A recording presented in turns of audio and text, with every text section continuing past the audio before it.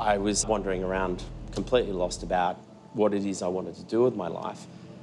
This came along, it happened, and I'm forever grateful for coffee. Yeah. It was in late '96, early '97, when Toby said that he'd be interested in getting involved in the coffee industry. We had this contact in Brazil. He agreed to introduce Toby to a family that had 3 or 4 plantations. First time I went to Brazil, just turned 27. Every morning at 6:30, and we would head to the farm. And that was the beginning, and that's what I did every day, 6 days a week. Then I would travel with an agronomist to other far reaches of Brazil where they grew coffee to learn on processing and growing. The plan of staying there 2 months ended up being almost a year. That learning curve I had in Brazil, that was the energy I came back with, was sharing what I'd learned. I knew when he came back from Brazil, he just loved it. He'd been with some really helpful people. He'd learned an enormous amount about coffee. And he just came back with this passion.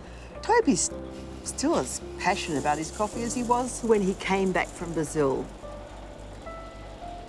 My mum's courtyard and garage in Woolloomooloo, where we started the business, was a very exciting lane. There was a little doorway into a courtyard, and off to the left was a garage.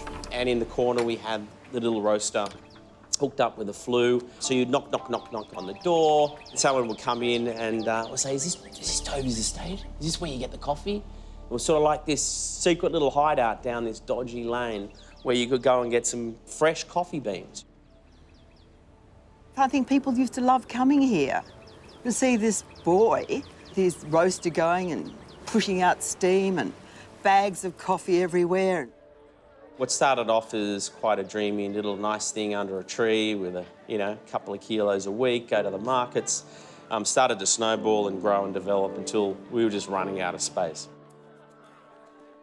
We did everything we could do to learn more, to travel more to other destinations and bring back more information and educate everyone back home.